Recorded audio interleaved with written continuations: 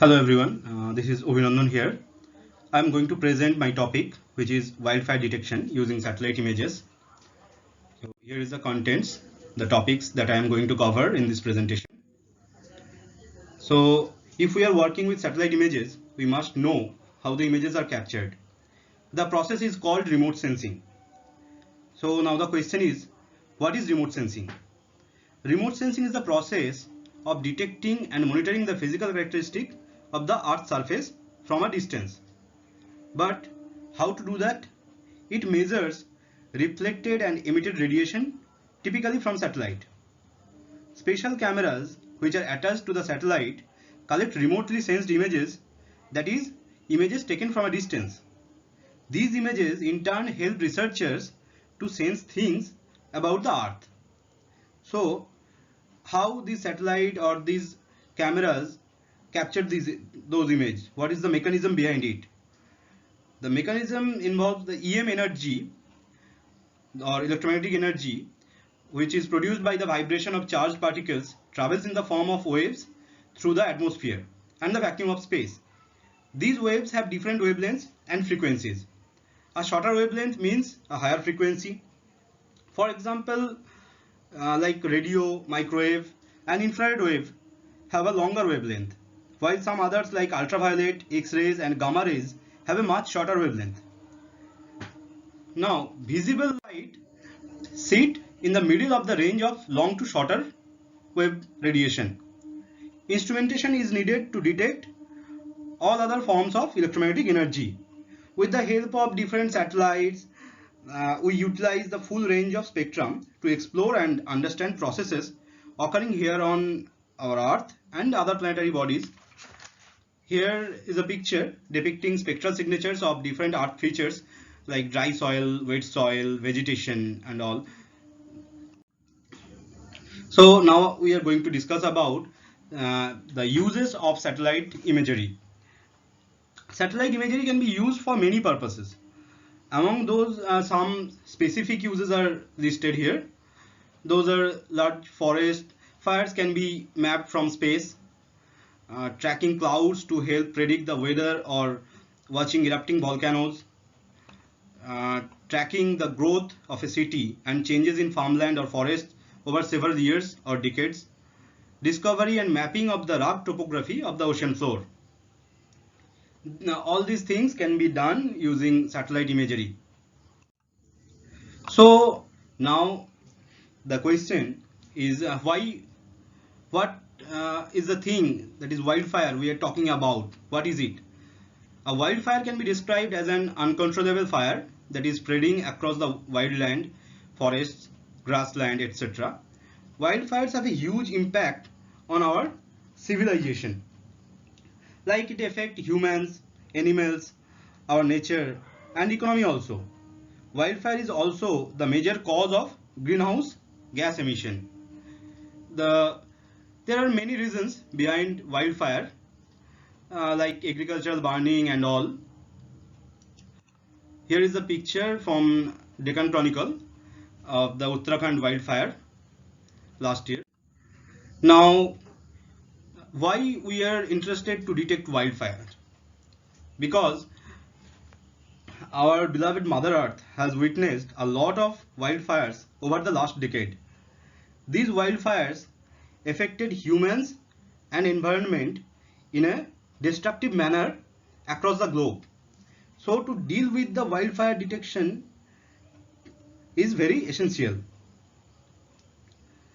because if we can detect the wildfire properly, it helps us in emergency response and rapid response for mitigation calls, for effective approaches for near real-time wildfire monitoring, capable of penetrating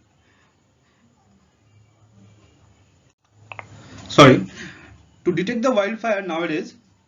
SAR data, that is thin synthetic aperture radar data, plays a very crucial role, as it is capable of penetrating clouds and smoke, and it can image across day and night. So early identification of the location size of these fires can inform firefighters at an early stage. Moreover, being able to monitor wildfire progression and burned areas in both cloudy and smoky condition as well as during day and night would increase the information base for decision making and improve the speed and efficiency for wildfire emergency response. With its synoptic view and large area coverage at regular revisits, satellite remote sensing has long played a crucial role in disaster management, including wildfire. Nowadays, owing to the rapid development of satellite technology, we are moving forward to a new era of Earth observation. Now, national and international space agencies as well as innovative companies have started various EO programs. These are able to acquire massive amounts of satellite imagery with increasingly higher spatial resolution and rapid temporal intervals. Now, again, with the launches of the European Space Agency's Sentinel-1 and Sentinel-2 satellite, SAR and optical data with global coverage and frequent revisits have become freely available. These open EO big data represent a great opportunity to develop innovative methodologies for near real-time wildfire monitoring. Obviously, like all other methods, there are some challenges as well. The main challenge among them is the lack of robust and automated methods to extract relevant information from such massive amounts of EO data. For active wildfire monitoring, the low spatial resolution visible infrared imaging radiometer suite, that is VIIRS, and the moderate resolution imaging spectrometer, which is called MODIS, are often used for preliminary mapping and contextual awareness, while Landsat and Sentinel-2 data are deployed for post-fire boundary determination and burn severity mapping.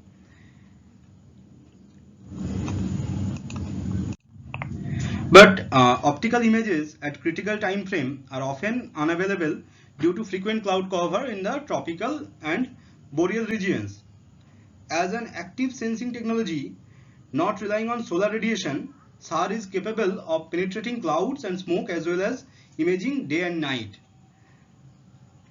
As a result, SAR has been playing an increasingly important role in environmental change monitoring.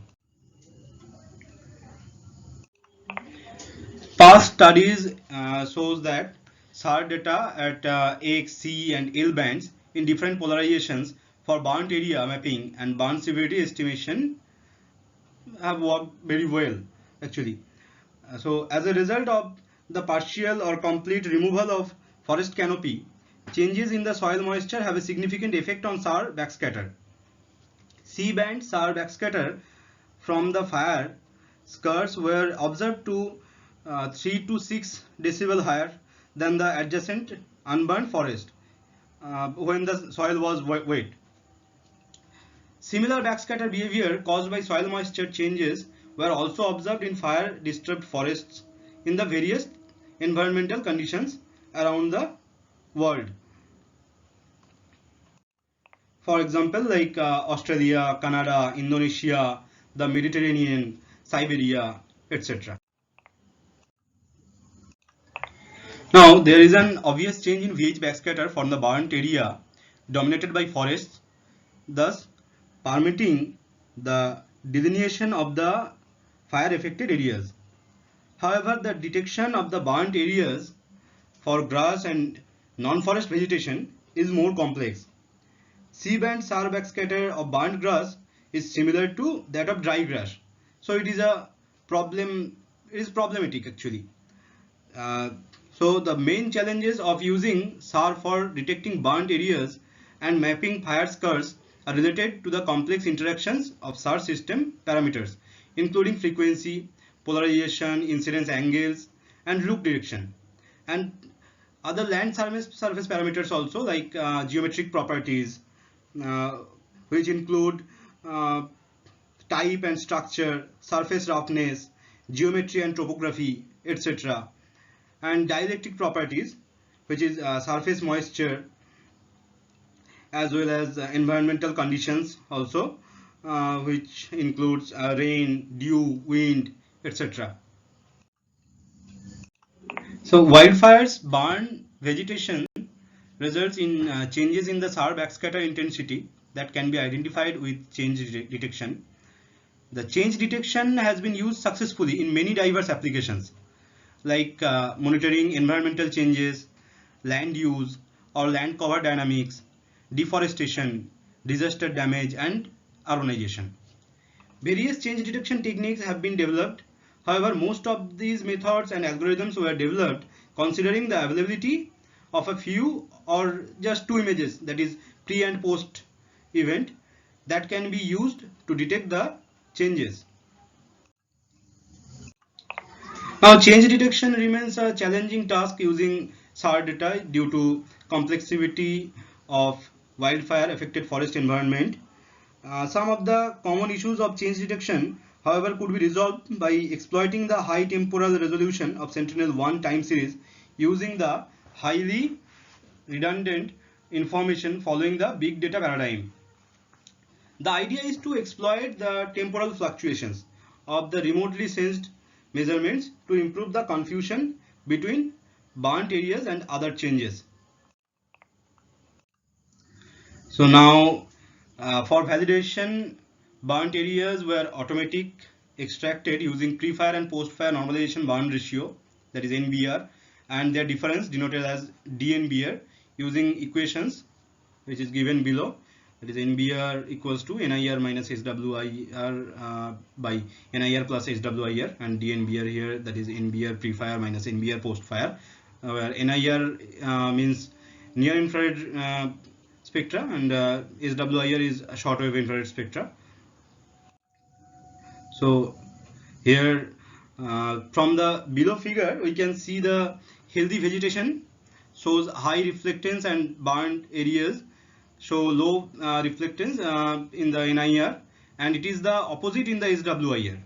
To benefit from the magnitude of spectral difference, NBR used NIR and SWIR.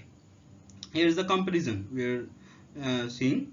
A high NBR value shows healthy vegetation like this, and low NBR value shows bare ground and recently burnt areas. The value close to 0 indicate non-burnt areas.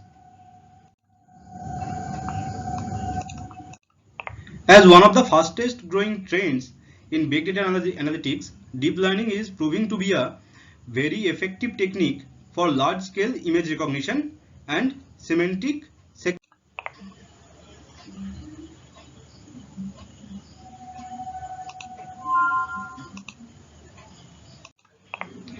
Among deep learning models, the most exciting is the potential of CNN in learning complex nonlinear transformation and extracting mid and high level feature representations from the raw image pixels by interleaving convolutional and pooling layers. So here is the methodology that we can use, that I have studied about how to do the thing. So when a wildfire occurs, pre-fire SAR dense time series of the study area are collected from the archive and new SAR images are acquired in near real time during the wildfire event. The methodology includes 4 major processing steps. Which are those? The log ratio of the pre-fire and post-fire SAR images is performed to detect changes caused by wildfire. Then the coarse binary map of burnt and unburned areas is generated using a time series based anomaly detection technique. Now, using training samples automatically generated from the coarse binary change map, the CNN is trained and fitted to refine the burnt area detection and to generate the burnt confidence maps. The last step is to binarize the confidence maps using the OTSU automatic thresholding approach to combine the individual wildfire progression maps progressively to improve their reliability and consistency. Now here we will discuss log ratio based change measurement. To detect changes caused by the wildfire, comparison of pre and post fire SAR images is performed. For each new SAR image acquired after the start of the wildfire, a pre-fire image is selected as a master image for each available ascending or descending orbit. By applying log ratio operator on the master and slave, that is pre-fire is called master and after the start of the fire it is called slave image, a change map can be derived for CVV and CVH respectively, and the corresponding log ratio time series can be established. Now time series based anomaly detection, the second step. Based on the pre-fire SAR time series, the corresponding mean and standard deviation are computed with respect to every pixel, forming a mean map and a standard deviation map. Over the same study area, the standard deviation maps are computed based on the historical SAR time series for ascending and descending orbit respectively, including both VH and VV polarization. The standard deviation maps estimate the normal variance of SAR backscatter with seasonal changes over time, which would provide a pixel-wise reference level for different land cover types in the study area. Here is the formula to develop the standard deviation maps, where beta represents the mean image over the available SAR time series on the same orbit in the previous equation, and the length is denoted as n, that is total number of available images acquired on the same orbit. Now we can develop a K-map in order like this in order to detect the abnormal variance caused by wildfire events. A K-map can be computed by dividing the standard deviation map or sigma from delta beta ij as shown in the above equation.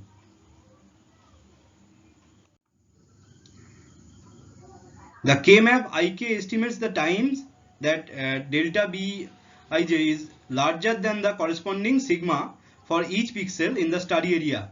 A higher value in the K-map means it is abnormal variation corresponding to a higher probability of changes. The Ik map can be transformed into a binary map I like this with a threshold K0, which means the pixel will be considered as a abnormal ones, that is burnt pixels, if they are larger than K0 value in the estimated log ratio map. Otherwise they will be taken as the normal ones, that is unburnt pixels. We use the binary log RT map time series to select burnt and unburnt samples for detecting for training a CNN model to detect burnt area automatically. By iterating over the available dates, each image is stacked with the corresponding master image and standard deviation map in the same orbit, and the DEM products such as elevation, slope and aspects can also be stacked on them. The same number of training samples are randomly chosen from the burnt areas and unburnt areas identified by the log ratio algorithm with standard deviation binarization, and these training samples are stored into a database used to train a CNN model to further refine the burnt areas. The CNN framework is designed to produce a confidence map characterized by a bimodal distribution of burnt and unburnt pixels. So if we assume f theta to denote the learnable deep network for detecting burn areas, we can derive the output OIL of the first L layers by forward passing patch Pi in the network f theta, and the forward passing is denoted as this symbol.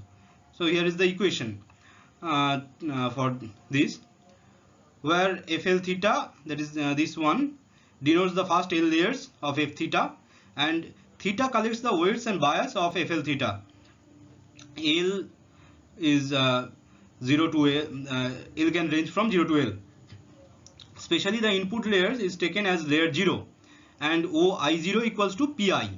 So the relationship between OIL and OIL-1 can be described as like this, where this WL and BL are the weights and bias of the Lth layer in f theta, and this delta is the ReLU activation function.